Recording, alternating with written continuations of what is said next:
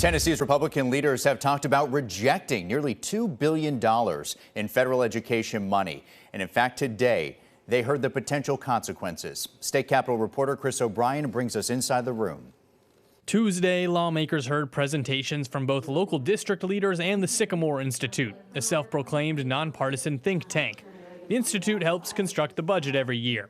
Its presentation detailed 11 key takeaways, but none more concise than its seventh. The days of historically large surpluses may be over, but Tennessee likely still has room in the budget to replace federal funding, but at the expense of other potential investments. It's a takeaway that essentially sums up the entire debate. Tennessee probably could cover a gap if it chooses to deny federal education funding, but it would have to move money around from other programs, leaving Democrats wondering why the state would willingly choose to do so. What I've learned is that really and truly this is really wasting our time. But Republicans say the look is worth it. People think, oh, this is it, and we're cutting $1 billion. We're not. We're not cutting education. We're not cutting a dollar.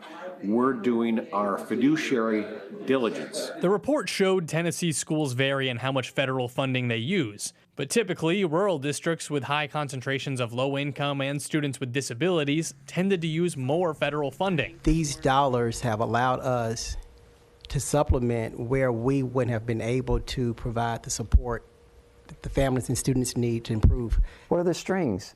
Providing services to special needs children, addressing the needs of homeless and lower income children, making sure children have nutritious meals. The Institute also reported that even if Tennessee denied federal funding, many of the strings attached might still apply, though that may end up in a potential court battle. I want to get down to when you talk about this $100 million program from the federal government or this $1 million program, I want to get to the point where here's what it costs at the local level, at the regional level, and at the state level to comply with this. Now, the think tank did point out the federal government has not always fully funded its commitments.